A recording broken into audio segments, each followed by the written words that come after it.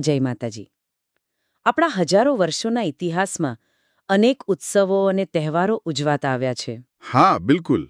અને એમાંય નવરાત્રિનું મહત્વ તો કંઈક અલગ જ છે. ચોક્કસ. ચૈત્ર નવરાત્રિ પણ આવો જ એક મોટો ઉત્સવ છે. પણ જ્યારે આપણે આ ડીપ ડાઇવ માટે બધી પ્રાચીન નોંધો અને આયુર્વેદિક ગ્રંથોનો અભ્યાસ કર્યો ને, ત્યારે એક બહુ જ રસપ્રદ પ્રશ્ન ઊભો થયો. કેવો પ્રશ્ન? પ્રશ્ન એ છે કે શું આ 9 દિવસો માત્ર એક ધાર્મિક પરંપરા જ છે? કારણ કે માહિતી જોતા તો એવું લાગે છે કે આ ઉત્સવમાં વિજ્ઞાન, ઇતિહાસ અને માનવ મનોવિજ્ઞાનના એટલા ઊંડા રહસ્યો છે જેની સામાન્ય રીતે કોઈને ખબર જ નથી હોતી. સાચી વાત છે. મોટેભાગે લોકો આને માત્ર પૂજાપાઠ પૂરતું સીમિત માને છે. હા, અને આ ગહન ચર્ચાનો આપણો મુખ્ય હેતુ પણ એ જ છે કે આ 9 દિવસોને આખા વર્ષનો સૌથી શક્તિશાળી સમય કેમ માનવામાં આવે છે એ સમજીએ. આ કોઈ સામાન્ય કથા નથી, પણ માનવ શરીરને રીપ્રોગ્રામ કરવાની સિસ્ટમ છે. જુઓ, આ બહુ જ સચોટ અવલોકન છે. આપણે જો હિન્દુ પંચાંગ જોઈએ ને, તો ચૈત્ર મહિનો એ નવા વર્ષની શરૂઆત છે. બરાબર. એટલે કે વસંત ઋતુની શરૂઆત. હા. અને વૈજ્ઞાનિક દૃષ્ટિએ આ સમય બહુ ખાસ છે, કારણ કે આ વસંત સંપાતનો સમય હોય છે. દિવસ અને રાત લગભગ સમાન હોય છે. ઋતુ શિયાળામાંથી ઉનાળા તરફ પ્રયાણ કરી રહી હોય છે. હા, આપણે આસપાસ જોઈ જ શકીએ છીએ. જૂના પાંદડા ખરી જાય અને વૃક્ષો પર નવા પાન આવે. એક્ઝેક્ટલી. સમગ્ર પ્રકૃતિમાં એક નવી જ ઊર્જાનો સંચાર થાય.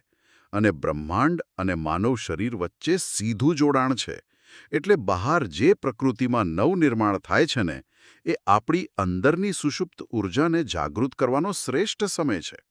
એટલે કે બહારની પ્રકૃતિ અને આપણી અંદરની બાયોલોજી બંને સાથે ખીલી રહ્યા છે. હા, આ 9 દિવસો ખરેખર તો પ્રકૃતિની લય સાથે આપણી બાયોલોજીકલ ક્લોકને સેટ કરવાની પ્રક્રિયા છે. આ ખરેખર વિચારવા જેવી વાત છે. હવે જેણે આપણે આ ડીપ ડાઇવમાં આગળ વધીએ તો પાયામાં રહેલી પેલી મહિષાસુરના આતંકની કથાને યાદ કરવી જ પડે. હા, એ કથા વગર તો નવરાત્રિની વાત જ અધૂરી છે. બધાએ સાંભળ્યું જ છે કે દેવીએ અસુરનો નાશ કર્યો. પણ આપણા સંશોધનમાં આનું જે મનોવૈજ્ઞાનિક વિશ્લેષણ મળ્યું છે તે આશ્ચર્યજનક છે. આ કથાનું વાસ્તવિક મહત્વ શું છે? આ કથા સીધી માનવ મન સાથે જોડાયેલી છે. મહિષાસુરે કઠોર તપસ્યા કરીને વરદાન મેળવ્યું હતું કે કોઈ તેને હરાવી ન શકે. હવે અહીં મહેશ એટલે પાડો અથવા ભેંસ. જે આળસ અને જડતાનું પ્રતીક છે. બિલકુલ. મહિષાસુર બીજું કોઈ નહીં પણ આપણો પોતાનો અહંકાર અને આપણી જડતા છે. જ્યારે આ અહંકાર મર્યાદા બહાર જાય ત્યારે જીવનમાં હાહાકાર મચી જાય. અને આમાં દેવતાઓ કોણ છે? દેવતાઓ એટલે આપણી મનની અલગ અલગ ઇન્દ્રિયો. તે એકલા હાથે આ અહંકારને ક્યારેય હરાવી શકતી નથી. એટલે કે જ્યારે આપણા વિચારો વેરવિખેર હોય ત્યારે આપણી પોતાની નકારાત્મકતાનો સામનો કરવો અશક્ય બની જાય છે. હા, અને અહીં જ આ કથાનો સૌથી વૈજ્ઞાનિક વળાંક આવે છે. જ્યારે બધા રસ્તા બંધ દેખાયા ત્યારે તમામ દેવતાઓએ ભેગા મળીને પોતાની દિવ્ય ઊર્જા એક જ જગ્યાએ કેન્દ્રિત કરી. ઓહ, એટલે બધી શક્તિઓ ભેગી થઈ. હા, આ ઊર્જાના સમન્વયથી એક અત્યંત તેજસ્વી પ્રકાશ ઉત્પન્ન થયો અને તેમાંથી માતા દુર્ગાનું સર્જન થયું. શિવજીએ ત્રિશૂળ આપ્યું અને વિષ્ણુ ભગવાને ચક્ર આપ્યું. મતલબ મનોવિજ્ઞાનની ભાષામાં કહીએ તો મનની બધી વેરાયેલી શક્તિઓ એકાગ્ર થાય ત્યારે જે ઈચ્છાશક્તિ જાગે છે તે દુર્ગા છે. એક્ઝેક્ટલી. ત્યારબાદ 9 દિવસ અને રાત સુધી આંતરિક સંઘર્ષ ચાલે છે, જે મહિષાસુર સાથેનું યુદ્ધ છે. અને 10મા દિવસે આ અહંકાર પર સંપૂર્ણ વિજય પ્રાપ્ત થઈ છે. આ 9 દિવસના આંતરિક યુદ્ધને જ આપણે નવરાત્રિ તરીકે ઉજવીએ છીએ. સાચી વાત. હવે અહીં એક બીજો રસપ્રદ ભાગ આવે છે. આ 9 દિવસોમાં પૂજાતા માતાના 9 અલગ અલગ સ્વરૂપો. આ માત્ર નામ નથી, પણ માનવ ચેતનાના ઉત્ક્રાંતિના 9 તબક્કા છે. ચાલો આને ડીકોડ કરીએ. હા, આ 9 સ્વરૂપો એક સંપૂર્ણ રોડમેપ છે. આપણે આને 3 દિવસના તબક્કામાં સમજીએ. તો પહેલા 3 દિવસ વિશે વાત કરીએ. એ કદાચ આપણા સૌથી પાયાના ડર દૂર કરવા માટે છે, ખરું ને? હા. પ્રથમ તબક્કો છે તામસિક ગુણો, એટલે કે અજ્ઞાન અને આળસ પર વિજય મેળવવાનો. પ્રથમ દિવસે માતા શૈલપુત્રીની પૂજા થાય છે. શૈલ એટલે પર્વત. એટલે પર્વત જેવી સ્થિરતા. બરાબર. આધ્યાત્મિક પરિભાષામાં આ મૂલાધાર ચક્રનું પ્રતીક છે. આ સ્વરૂપ જીવનમાં સ્થિરતા અને ધીરજ રાખતા શીખવે છે. અને બીજો દિવસ? બીજા દિવસે માતા બ્રહ્મચારિણીની આરાધના થાય. જ્યારે જીવનમાં સ્થિરતા આવે પછી કોઈ ધ્યેય માટે કઠોર શિસ્ત અને સમર્પણની જરૂર પડે છે. બ્રહ્મચારિણી એ તપનું પ્રતીક છે. એટલે પહેલા પાયો મજબૂત કરવો અને પછી ધ્યેય તરફ એકાગ્ર થવું. તો ત્રીજો દિવસ શું શીખવે છે? ત્રીજા દિવસે માતા ચંદ્રઘંટાની પૂજા થાય. તેમના મસ્તક પર ઘંટ આકારનો અર્ધચંદ્ર છે. ઘંટનો નાદ મનને જાગૃત કરવાનું પ્રતીક છે. આ સ્વરૂપ શાંતિ અને આંતરિક રાક્ષસો સામે લડવા માટેની હિંમત આપે છે. આ તો જાણે કોઈ યોદ્ધાને યુદ્ધ માટે તૈયાર કરવાની પ્રક્રિયા હોય તેવું લાગે છે. ફાઉન્ડેશન બની ગયું અને હિંમત પણ મળી ગઈ. હા, એકદમ સાચું. હવે પછીના 3 દિવસ એટલે કે ચોથાથી છઠ્ઠા દિવસનો તબક્કો, આ કદાચ સર્જન અને રક્ષણનો તબક્કો છે. હા, આ બીજો તબક્કો રાજસિક ઉર્જાનો છે, જેમાં સર્જનાત્મકતા મુખ્ય છે. ચોથા દિવસે માતા કુષ્માંડાની આરાધના થાય. કુષ્માંડા માતાએ તો બ્રહ્માંડની રચના કરી હતી એવી માન્યતા છે ને? હા, આ સ્વરૂપ આપણી અંદર રહેલી સર્જનાત્મક શક્તિનું પ્રતીક છે. અને પાંચમા દિવસે સ્કંદ માતાની પૂજા થાય. સ્કંદ માતા એટલે કદાચ પોષણ આપનારું સ્વરૂપ. બિલકુલ. જ્યારે તમે કંઈક નવું સર્જન કરો ત્યારે તેને એક માતાની જેમ વાત્સલ્ય આપવું પડે. આ શુદ્ધ માતૃત્વ દર્શાવે છે. એટલે કોઈ નવો વિચાર આવે તો કુષ્માંડા સ્વરૂપે તેનું સર્જન કરવું અને સ્કંદ માતા સ્વરૂપે તેને જાળવી રાખવો. તો પછી છઠ્ઠો દિવસ શું સૂચવે છે? છઠ્ઠા દિવસે કાત્યાયની માતા. આ અત્યંત ઉગ્ર સ્વરૂપ છે. ઉગ્ર સ્વરૂપની જરૂર કેમ પડે? કારણ કે જ્યારે તમે કોઈ સારી વસ્તુનું સર્જન કરો ત્યારે દુનિયાની નકારાત્મકતાથી તેનું રક્ષણ કરવું બહુ જરૂરી બની જાય છે.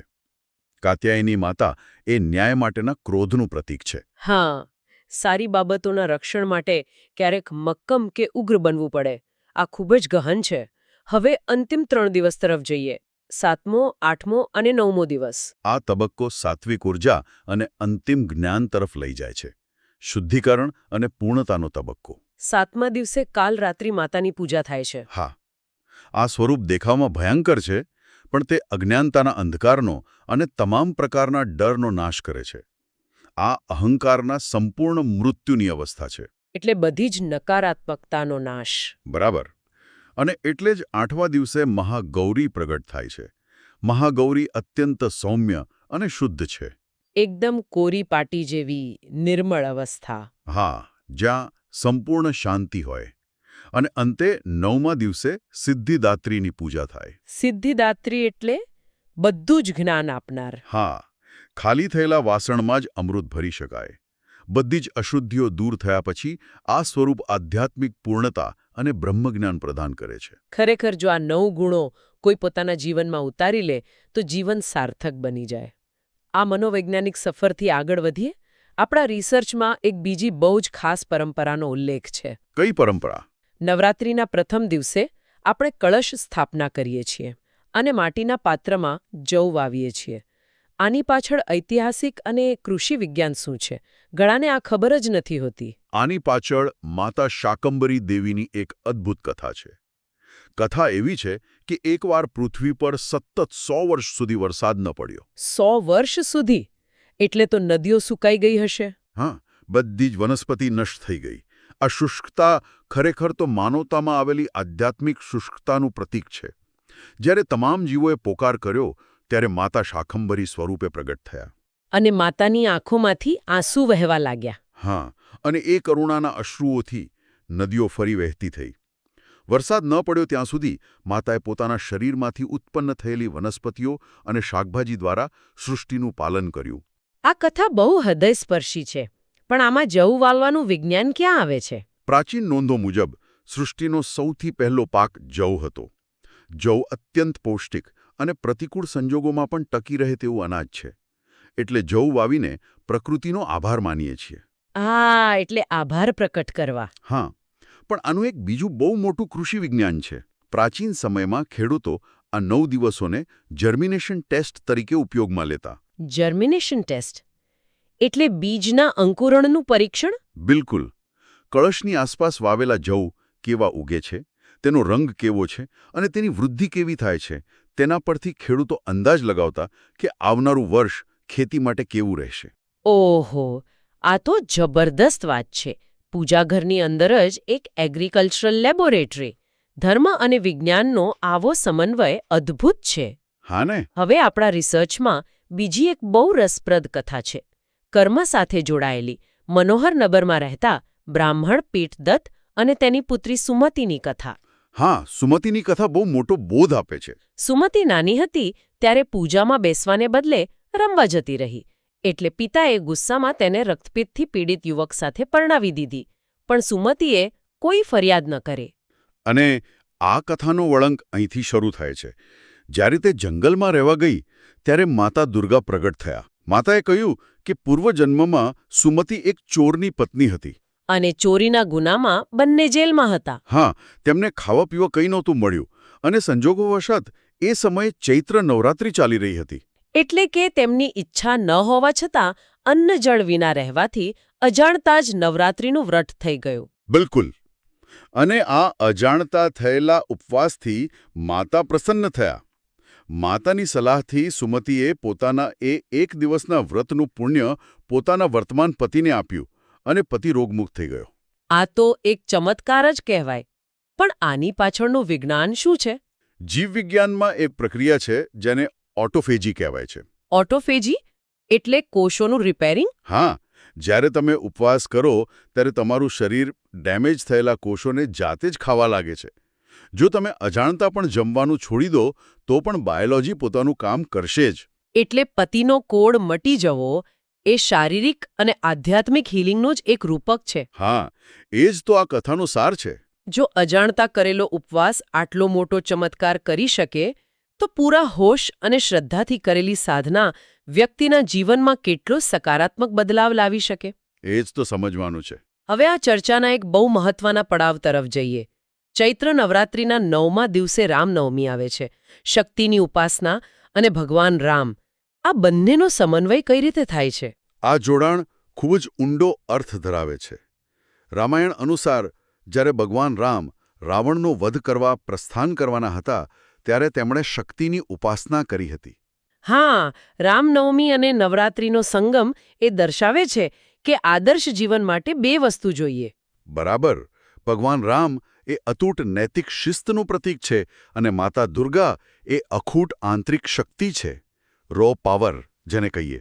એટલે કે શિસ્ત અને શક્તિનું સંતુલન. હા, જો રાવણ જેવી પ્રચંડ શક્તિ હોય પણ રામ જેવી શિસ્ત ન હોય તો શક્તિ વિનાશક બની જાય. અને બીજી તરફ જો ફક્ત આદર્શો હોય પણ દુર્ગા જેવી શક્તિ ન હોય તો તમે બુરાઈઓનો સામનો ન કરી શકો. બહુ સાચી વાત. ધર્મની સ્થાપના માટે નૈતિકતા અને પ્રચંડ શક્તિ બંનેનો સંગમ અનિવાર્ય છે.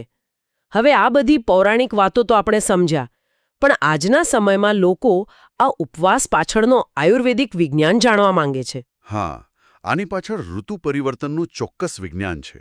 આપણે પહેલા જ વાત કરી કે આ વસંત ઋતુનો સમય છે. હા, શિયાળો પૂરો થઈ રહ્યો હોય.